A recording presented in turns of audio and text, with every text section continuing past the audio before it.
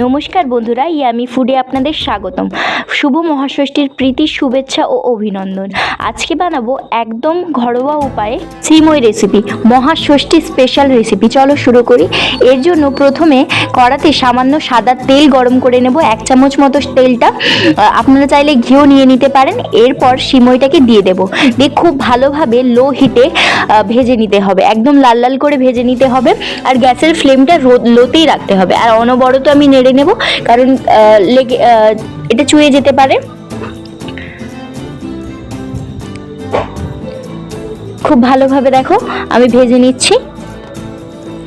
এরপর ভাজা হয়ে গেছে, আমি এবারটা তুলে নেব। সবগুলো সিমই তুলে নিচ্ছি। এরপর কড়াতে 500 গ্রাম দুধ গরম করে নেব। খুব ভালোভাবে জাল করে নিতে হবে দুধটাকে। এখানে আপনারা গুঁড়ো দুধকে লিকুইড বানিয়েও ইউজ করতে পারেন।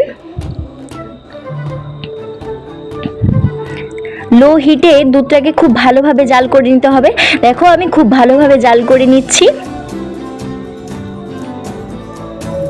এরপর ওই দুধটা একটা পাত্রের মধ্যে তুলে নিয়ে গুঁড়ো দুধকে গুলে আমি ওর মধ্যে দিয়ে দেবো। আপনারা চাইলে এর মধ্যেও গুঁড়ো দুধটা দিয়ে দিতে পারেন, কিন্তু তাহলে একটু দুধটা গড়া হয়ে যাওয়ার, গুঁড়ো দুধটা তো গড়া হয়ে যাওয়ার চান্স থাকে, তার জন্য আমি গুলে নিয়ে দিয়ে দিলাম যাতে দুধটা গাঢ় হয়ে যায়।